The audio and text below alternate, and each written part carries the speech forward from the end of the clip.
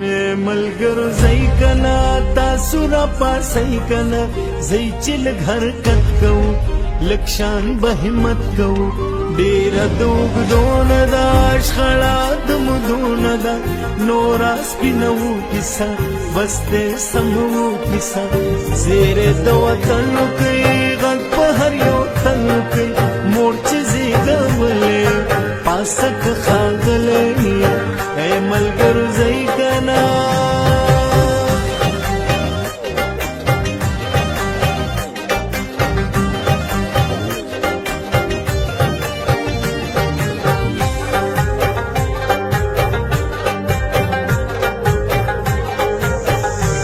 بسم الله الرحمن الرحیم. په کوز در د لاجبوک په علاقه کې ولاړ د خوني الیاس بابا د مزار لاندې کم چې د ډیرو ایم پی ایګانو د ډیرو سنیټرانو د ډیرو ایم این ایګانو او د سترو سترو مشرانو پلار پاتې شوی دی د هغې اولاد او زوزات د ملک په ډیرو برخو کې په مختلفو عهدو باندې دي. اخون الیاس بابا څوک و؟ د ده کردار څه و؟ دیر ته اسلام د څنګه راوړو؟ په دیر کې اسلام د څنګه خور کو؟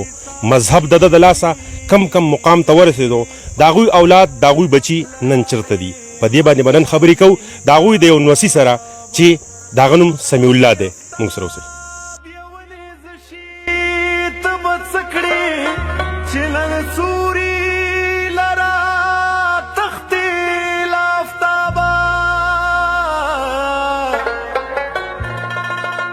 بازار د چارازی مشارحمانا که خلاصې په قیامت غواړي له عذابه. حاجی ګران کتونکو دې وخت کې زه د مزار په درشل ناست یم او چې یو طرف ته اخون الیاس بابا کم چې زه هم مسلمان کړی یم کم چې زما پلار زما نیکه هغو ته اسلام را رسولی دی بل خوا طرف ته زما سره د هغې نوسی کړوسی ناست دی چې سمیع الله اخونخیل د ده نوم دی. سمیع الله خان ډېر زیات لوی خاندان لرئ ډېر غټ ټبر لرئ په کوز دیر کې هم په بر دیر کې هم څه وجه ده چېرې ستاسو هغه مشران چې کومه په دې دیر باندې دوی حکمراني کړې وه په دې دیر ته هغوی ډېر ښه ښه نومونه ورکړي دي ایجوکیشن یې هم راوړی دی رفاهي کارونه یې هم کړي دي امن و امان یې هم دغه کړی دی او د هغې سره سره غټ کار هغوی دا کړی دی چې دې دیر ته مذهب راوړی اسلام راوړی دی او اسلام مطلب دومره خور شو چې د اسلام د دې ځګي اثرات نور ضلعو ته هم ورسېدل. څه وجه ده چېرې ستاسو اخون نسل چې کوم دی اخون ستاسو چې کومه برادري ده دا ډېره په میډیا نه راځي دا شاته شوي ده وجوهات ته دې څه دي؟ السلام علیکم ډاکټر صاحب خو ستاسو ډېر یو جهان مننه کوم ډېر زیات خوشحاله شوم تاسو راغلی زموږ سره په پروګرام کې شرکت وکړو. زموږ زموږ ډېر وسیع خاندان دی دا په دوو کورینو کې تقسیم دی یو لاجبوک میاګان ورته بل د دیر چې کم خوانین دي نوابان دي د اخون بابا نوسي دي او اخون بابا د ملیزو د یوسفزو بلکې زه به تاسو ته ووایم چې دا یو روحاني شخصیت و. په 1600 صدۍ کې د دوی دستاربندي وشوه څومره اقوام یوسفزي وو نو دوی د دوی دستاربندي وکړه. اخون بابا دې خاورې ته تقریبا 14 حکمرانان ورکړلي دغه زامن دغه نوسي دغه کړوسي هغو په اقتدار کې راغلي دي. دا خانیزم و بیا خانیزم بیا نوابیزم ته شو دا مختلف زموږ چې څومره ځای په ځای باندې دا کورنۍ دي دا ټول په اقتدار کې پاتې شوي دي او الحمدلله اوس هم په در کې پندخیل به زه تاسو ته وایم اخونخیل یو غټ قوت دی. اصل کې زموږ علاقایي رواج او دستور داسې دی چې دلته سیاسي مختلف سوچ کې زموږ وروڼه تقسیم شوي دي خو بهرحال زموږ چې کوم شورا ده اخونخیل یوسفزی دیو په دې اتفاق اتحاد دپاره دیو هلې ځلې کوي او اوس زموږ په ځوانانو کې هم شعور راغلی دی نو انشاءالله موږ به په اتفاق اتحاد دپاره د خپل ځان کور کې دننم او د قوم دپاره به اتفاق اتحاد دپاره به هم کار کوو او دا بابا چې کوم دی اخون بابا د ده سترګې به انشاءالله چې څو پورې موږ ژوندي یو زموږ کې وینه یي زموږ په نسل کې موږ به د بابا سترګې چوتې ساتو او زموږ به دغه په میشن او فلسفه باندې روان یو. سمیع الله اخونخیل دا راته ووایه چېرې بعضې خلک داسې تور لګوي چېرې دلته چې کوم ستاسو نوابیزم تیر شوی دی هغوی به د تعلیم خلاف وو آیا دا خبره ټیک ده که نه دې باره کې به تاسو څه وایې؟ ګوره جي اصل کې هغه وخت کې داسې و چې هغه وخت کې دلته کې اسلام و صحیح دی جي اسلامي ریاست و او په عربۍ پارسۍ دې ژبو کې بدلته کې تعلیم ورکړه کېدو هغه د انګریز د تعلیم خلاف اوس که تاسو وګورئ ځای په ځای باندې مدرسې جوړې دي په خال کې مدرسه د مثال کې په تیمرګر کې مدرسه ده په سوونو خلک به کې اسلامي تعلیم کوي په هغې باندې خو چا څه خبره ونه کړه چې یاره دا ولې به کې دا تعلیم کېږي نو هغه وخت کې ضرورت داسې و چې زموږ د علاقې زموږ خلک مذهبي خلک او اسلامي تعلیم به کېدو په عربۍ کې په تعلیم کېدو نو دا خبره بالکل غلطه ده او په زه د دې خبرې خلاف هم یم او د دې شواهد هم شتي د دې ثبوتونه هم شتي چې یاره په هغه ټایم کې مدرسې وې مکتبونه وو اسلامي تعلیم به کېدو په عربۍ کې به تعلیم کېدو خو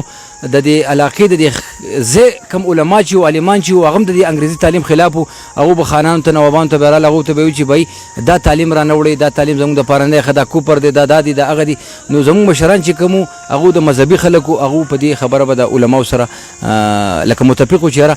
عربي او د اسلامي تعلیم صحیح دی نو هغوی انګلیش تعلیم هغو نه دی راوړی او پښتو تعلیم چې کوم عربۍ کې یا پارسۍ کې کوم تعلیم چې اسلامي هغه دلته کې شوی دی او خلکو کړی دی ټیک ده چې سیف الله خونخیل دغه خو یو طرف ته خو هغه تعلیمي چونکې اوس هم خلک مذهب ډېر زیات خوښوي او په سوونو په زرګاو طلبا په ملک کې په 10 40 لکه 50 شپېته لکه پورې نوجوانان چې کم دي هغه پارسي هم زده کوي هغه عربي هم زده کوي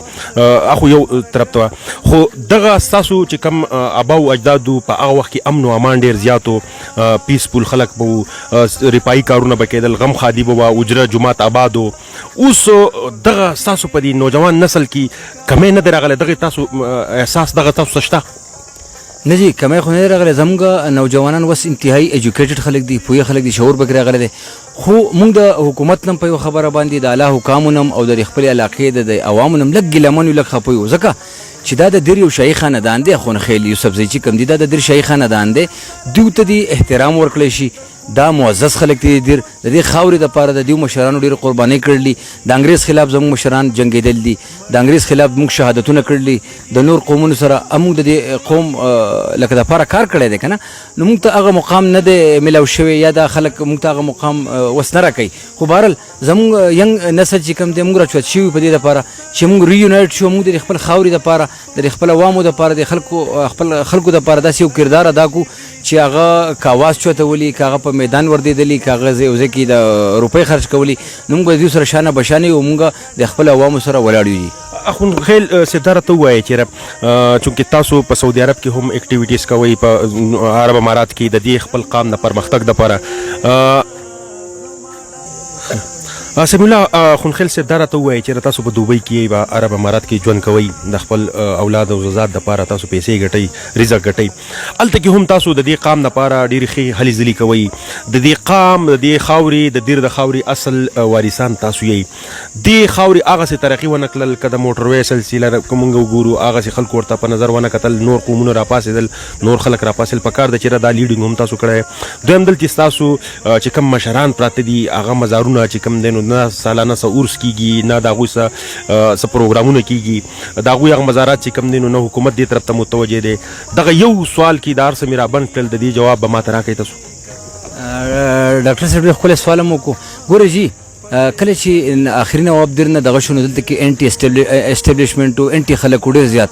نو موږ دا وګڼله چې یاره اوس دې خلکو ته میدان پرېږدو چې دوی هم پته ولګي صحیح ده دا خلکو ته چې موږ میدان پرېښودو دوی هغه دغه کار وکړو که نه هغه کپرنکاخه کار یې وکړو نو د دوی هغه حقیقت هم دې خلکو ته معلوم شو د دې دپاره اوس موږ بېرته راچوت شوي یو چې یاره موږ به خپل یوت او زموږ چې کوم مشران دي موږ به بېرته د دیر چې کوم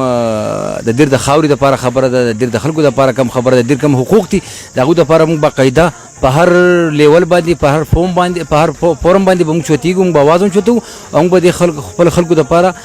هر قسم کار کوو لکه که په سوشل میډیا باندې که په میډیا باندې که په ګراوند باندې به هم کوو بله چې تاسو خبره وکړه چې یاره عرس د دغه خبره مو وکړه نو زموږ اوس زموږ کم شورا چې کوم دا یا زموږ اخونخیل کم تنظیم چې دی موږ په دې باندې دا مشاورت کړی دی او په دې باندې موږ دا فیصله کړله چې موږ به هر کال د اخون بابا د مزار چې کوم مزار دی د دې به چادر پوشي کوو په ښه طریقه باندې او هغې ته به ګلدسته دغه کوو او د اتفاق اتحاد دپاره به هلې ځلې کوو کار به کوو بل تاسو خبره وکړه د وطن نه بار موږ د وطن نه بار هم هلته محنت کوو او مزدوري کوو خو موږ هلته کې د پوره پښتنو پر میډیا باندې به د ملګري ګوري ته پته هم ده دا ځینې ملګري په دې ګوام دي موږ هلته کې پوره د پښتنو لیډینګ کوو هلته کې د هغوی چې څه مسایل هغه وله هم حل کوو او د اخون بابا نوم هلته کې هم ژوندی ساتلی دی د اخون بابا نوم دلته کې هم ژوندی دی چې د څو پورې زموږ نسل د اخون بابا نوم به ژوندی او موږ به د هغه په میشن د هغه په فلسفه باندې روان یو قایم دایم به یو اخون بابا یو مذهبي شخصیت و او هغه د دیر ته اسلام او د دیر د اپر علاقو ته هغه اسلام راوړی دی او دغه په سونو شاګردان په زرګونو خاندانونو دي چې هغه زموږ د اخوند بابا شاګردانو روحاني ته ورم علمي ته ورم او اخوند بابا د پوره یوسفزو ملیزو یو اساسه ده نو دې ته هغه دغه پکار ده زما د حکومت پاکستان نم دا اپیل دی چې هغه توجه زموږ د دې خاورې حکمرانان پاتې شوي دي زموږ مشران موږ د دې خاورې حکمرانان یو نو موږ ته هغه توجه ونه شوه زموږ تاریخي مقامات تاسو په دیر کې وګورئ پکې کم قوانین نوابان پراته دي چې هغو په سونو کال دلته اقتدار کړی دی دې پاکستان نه موږ پوره سټیټ راواستول هم ورکړو دوی زموږ دپاره څه وکړه زموږ مقامات نن زموږ تاریخي مقامات نن انتهایي د خسته حالۍ کې دي د اخوند بابا مزار تاسو وګورئ دا خو زموږ مشرانو د دې رینوویشن وکړو زموږ دا کم لوکل چې دلته کې کم وروڼه دي هغه د دې باندې کار کوي د دې هغه دغه کوي خو د حکومت د طرفه هغه توجه موږ ته میلاو نه شوه نو موږ د حکومت نه انتهایي ګیلمن هم یو او دا اواز هم پې کوو چې تاسو په دې باره کې راچوت شئ په دې باره کې موږ دغه وکئ ځکه چې موږ انتهایي خفه یو په دې خبره باندې زموږ قوم ډېر غټ قوم دی موږ د پندخیل سره تعلق ساتو پندخیل سورکوټه قوم نه دی سلطانخیل زموږ وروڼه دي د سلطانخیل او ساخیل زموږ وروڼه دي خو موږ ته پکار دی چې هغه توجه تاسو د دیر یو معزز خاندان د دیر یو شاهي خاندان تاسو د اخوند بابا زنه میډیا نم ډاکټر صاحب تاسو نام د میډیا نم ګیلمن یم اخوند بابا یو غټه سرمایه ده د دې خاوري د دې علاقې به پکې کې به زه وایم هغه کوریج هغه شی په میډیا باندې میلاو نشو د اخوند بابا باندې سر ډاکومنټري جوړه نشوه په دیر په خانیزم یا نوابیزم کم مخکې دغه چې و دغه نیگیټیو خبر هر سړی کوي ټیک د اقتدار یو ټیم کې حکومتو نیگیټیو کار مو شو خو پازیټیو کار خو په سونو باندې شو دي د خاورې لپاره زموږ نیکونو شهادتونه ورکړل انګریزانو خلاف کنه نو کم سے کم زموږ پازیټیو روح یا زموږ کم تاریخي شتونه چې دي په هغې باندې هم راپاسې د حکومت هم راپاسې کار دی پیو کې او میډیا ته هم زه درخواست کوم چې تاسو راپاسې په دې باندې ډاکومنټریز وکئ په دې باندې خبرې وکئ او انتهایي ستاسو شکرګزار یم یو جهان مننه ستاسو ډېره شکریه مهرباني جي السلام علیکم حاجي ګران کتونکو تاسو د سمیع الله اخوندخیل خبرې واورېدې د دې نه پس په مونږه مزار ته ځو چادر به هم په هغې باندې اچوي ګلونه و پې هم دي یو پروګرام به یې هغه به هم کوو خو د هغوی یو دوه خبرې ډېرې ښایستې وې زما زړه ته ډېرې پرېوتې چې موږ د انګریز د تعلیم خلاف ځکه وو په هغه وخت کې چې دې خاوره کې د انګریز د تعلیم حیثیت نه جوړېدو دلته هغه نه چلېدو نو موږ دین او اسلام سره مینه وه او د دین او د اسلام په تعلیم باندې هېڅ قسم پابندي نه وه امن ډېر زیات و سکون هم ډېر زیات و ظلم زیاتی په هغه وخت کې نه و نور پروګرام هم زما سره په دې کې شرکت کړی دی خان زمان روغاني صاحب زما کیمرمین هم دی چې دې وخت کې تاسو دا صحیح نه نو دا زمونږ د کیمرمین او زمونږ دلته ډایرکټر صاحب هم ناست دی ملنګ صاحب جاوید ملنګ صاحب زمونږ د دې ټول پروګرام ډایرکشن مونږ ته راکوي نور پروګرام ریکارډینګ کوو نور پروګرام نورو مشرانو سره د دې مقامي خلکو چې کم د دې مزار حفاظت کوي د دې دپاره هغوی خپل وخت وقف کړی دی د هغوی سره به هم خبرې کوو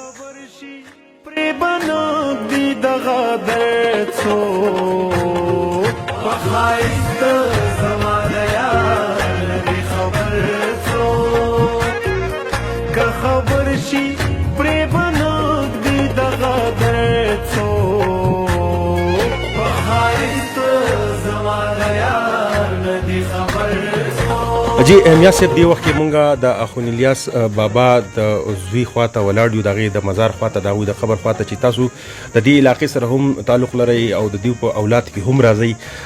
څه وجه ده چېرې دا دې ځای کې دا چادرکشایي نه کېږي په کار خو دا وه چېرې دا مسلسل دلته کېدی ډېره ډېره مهرباني زه خو د ټولو نه مخکې ستاسو دلته د راتګ او دا زموږ اخوندخیل وروڼو چې د بار نه راغل دي دلته د دوی شکریه ادا کوم او د زړه د تله ورته په خیر رالې وایم د پاتې شو د چادرکشایي خبره تاسو وکړه نو په تېر شوو وختونو کې به داسې کېده چې زموږ د مشرانو په دور کې به هر اختر په اختر لکه د ورکوټي اختر او د غټ اختر به هغو دلته دا چادرونه راوړو او دا به یې خواره کړو دلته به خلک راته ناست به وو د دې کلو نه به راووته د اختر 3 ورځې به دلته یو قسم میله وه اوس دا بیا نوی خلک چې راغټ شو دا نوی کل راغی نو هغه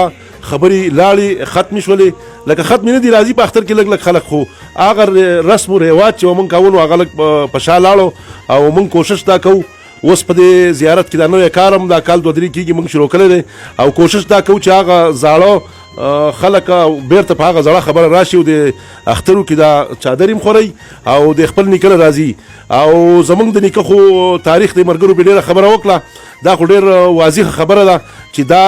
زمونږ نیکه چې و اخوند الیاس بابا دا ټیک ټاک خدایي خدمتکار و او د دې سیمې ته چې راغلی دی نو د دې نه دا دلته د هندوانو راج و او هغه د اخوندیاس بابا د دې ځای نه وشړل او د بیا مقام په دې ځای دا ځای ځان قبر لا خوښ کو او د بره دیر چې کوم دی هغه ډبې د بایتخت لپاره د باچایي لپاره غوره کړه او د مقبرې لپاره دا ځای غوره کو او موږ هم په دې ځای کې اوسېږو او د پنوسو کې راځو او په دې خبره ډېر زیات خوشحاله یو چې د نیکه روضه هم دلته ده او موږ زیارت په زیارت راښکاره کېږو او ځان ته هم دعاګانې کوو او د دیو درجې خاص هم بلندې دي الله دې نور هم بلندې کړي نو دغه خبرې وې که نور څه سوالي نو کوئ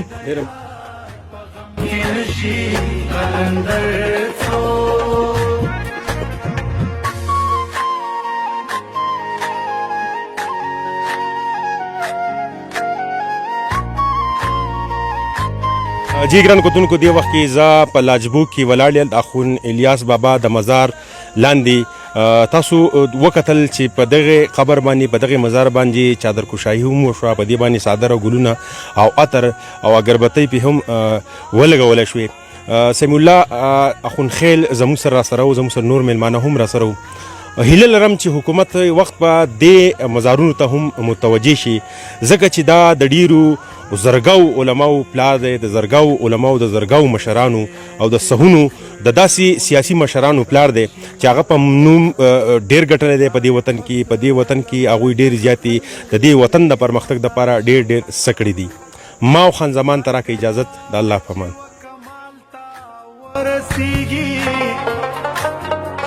سروزمکی وتکوز کا نگلسار شي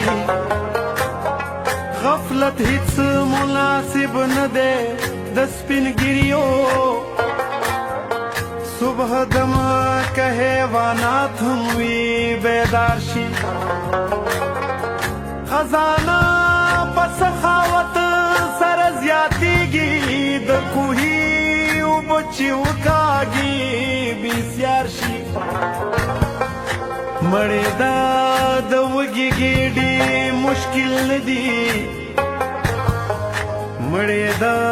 د وږیو سترګو مشکل کار شي